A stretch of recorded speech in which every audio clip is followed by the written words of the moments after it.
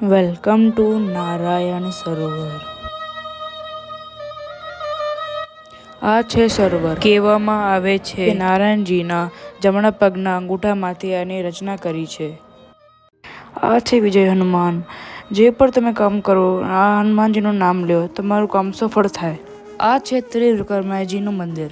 આ ચતુર્ભુજ છે ને ત્રિવિક્રમજીના નામથી પ્રચલિત છે.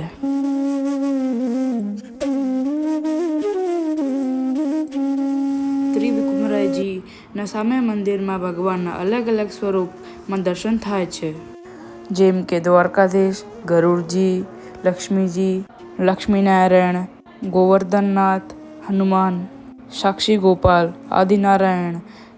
અલગ અલગ સ્વરૂપમાં દર્શન થાય છે.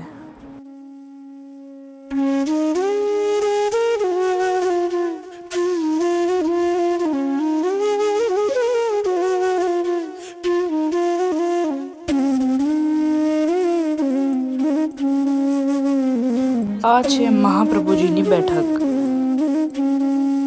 આ છે કોટેશ્વર મહાદેવ. કહેવામાં આવે કે મહાદેવે રાવણને એક શિવલિંગ આપી હતી ને મહાદેવે કીધું, આ શિવલિંગ જ્યાં સ્થાપિત કરી હું સ્થાપિત થઈ જશે.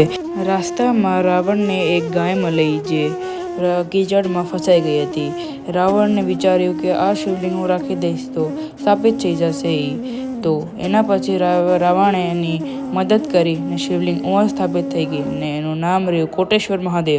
ને આ છે હિંગલાજ માતા ને વિંધ્યવાસિની માતાજી. કહેવામાં આવે કે જ્યારે કોઈ પાકિસ્તાન હિંગલાજ માતા દર્શન કરવા જાય તો અહીંયાથી મુંડન કરાવીને હિંગલાજ માતાના દર્શન કરવા જાય.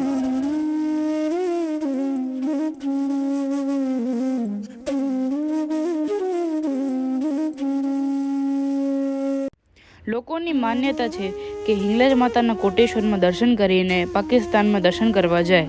પાકિસ્તાનમાં બલુચિસ્તાન છે ને બલુચિસ્તાનમાં હિંગલાજ માતા બિરાજે છે.